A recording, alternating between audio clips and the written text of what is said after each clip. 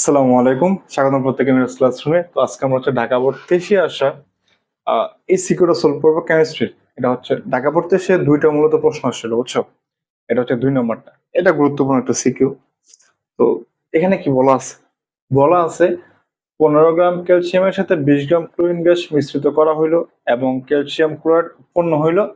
উদ্দীপকের উৎপাদটির শতকরা সংযুতি নির্ণয় করতে বলছে। আচ্ছা আছে। তো আমাদের প্রথম কাজটা কি বলতে পারবা? আমরা সমাধান করতেছি হচ্ছে ঢাকা বোর্ড 23, ঢাকা 23 ঘ। তাহলে শতকরা সংযুতি বের করতে বলছে। প্রথমে আমাদেরকে ক্যালসিয়ামের সাথে ক্লোরিন মিশ্রিত করছে। ক্যালসিয়াম প্লাস ক্লোরিন গ্যাস মিশ্রিত করলে হয় হচ্ছে CaCl2 মিশ্রিত করলাম। উৎপাদটি শতকরা সংযুতি উৎপাদকে ক্যালসিয়াম ক্লোরাইড। তাহলে লিখবো যে CaCl2 এর 2 এর আচ্ছা 2 এর ক্যালসিয়ামের শতকরা সংযুতি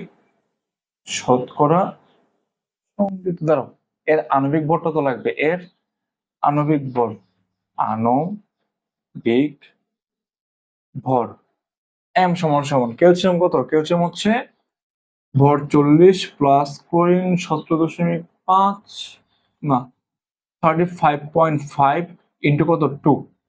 যদি হিসাব করলে মানটা দাঁড়ায় হচ্ছে 111।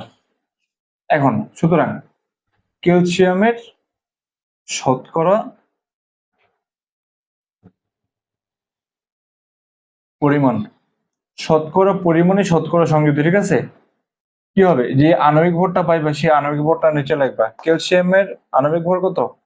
আচ্ছা, এটা হচ্ছে মোট আণবিক ভর। আর ক্যালসিয়ামের পারমাণবিক ভর কত? 40 ইন্টু শতকরা পরিমাণ না, তাই হচ্ছে কি 100%। আবার একই ক্ষেত্রে এই ক্লোরিনের শতকরা পরিমাণ সমান সমান 111 ভাগের কত 35.5 ইন্টু 2, যেহেতু ক্যালসিয়াম আছে কত 2 অণু, ইন্টু কত স্যার 100%। যদি হিসাব করি তাহলে হয় প্রথমটা হয় হচ্ছে 36.04%, আর পরেরটা হয় কত 63.96%। এ হচ্ছে আমার উৎপাদ রেখেছিল ক্যালসিয়াম ক্লোরাইডের শতকরা সংযুতি বা শতকরা পরিমাণ। শেষ। ঘতে কোশ্চেন করছে লিমিটিং বিক্রিয়ক। লিমিটিং বিক্রিয়কটা হচ্ছে বিক্রিয়া শেষ হওয়ার আগে যে শেষ হয়ে যায় তাকে বলা হয় লিমিটিং বিক্রিয়ক। এখন এখানে কিছু কনসেপ্টে ঝামেলা আছে, কি মানে অনেকে বোঝে না। তো আমি একটা সহজ নিয়ম শিখাই দেবো, এটা টেকনিক, এটা নিয়মটা শিখাই দেবো তোমাদের। তো আমরা নর্মালি এই বিক্রিয়াটা লিখবো যে ক্যালসিয়াম প্লাস ক্লোরিন বিক্রিয়া করলে ক্যালসিয়াম ক্লোরাইড উৎপন্ন হয় নাকি। আচ্ছা, এখানে ক্যালসিয়াম 40, ক্লোরিনের আণবিক ভর 35.5 ইন্টু 2, অর্থাৎ কত? অর্থাৎ হচ্ছে কি 70 কত হয় 71 মনে হয় না, 35.5 ইন্টু 2 71 হয়, 71 গ্রাম। আর ক্যালসিয়াম ক্লোরাইডের ভর তো 111। আচ্ছা, এটা আমার লাগে না অ্যাকচুয়ালি, এই দুটি হলেই হয়ে যায়। তো তুমি যে কোনো একটা দিক দিয়ে হিসাব করো। কি লাগবা? যে ধরো 40 গ্রাম ক্যালসিয়াম বিক্রিয়া করে 71 গ্রাম ক্লোরিনের সাথে। সুতরাং 1 গ্রাম ক্যালসিয়াম বিক্রিয়া করে 71/40 গ্রাম ক্লোরিনের সাথে। সুতরাং এবারটা চিন্তা করো, তারা ক্যালসিয়াম কতটুকু দিয়ে দিছিল? 15 গ্রাম নাকি। তাহলে লিখবা 15 গ্রাম ক্যালসিয়াম বিক্রিয়া করে 71 ইন্টু 15/40 গ্রাম ক্লোরিনের সাথে। হিসাব করি একটু, তাহলে 71 ইন্টু 15 ডিভাইড বাই 40 মান দ্বারা 26.625 গ্রাম ক্লোরিনের সাথে। এবারে চিন্তা করো, তোমার এখানে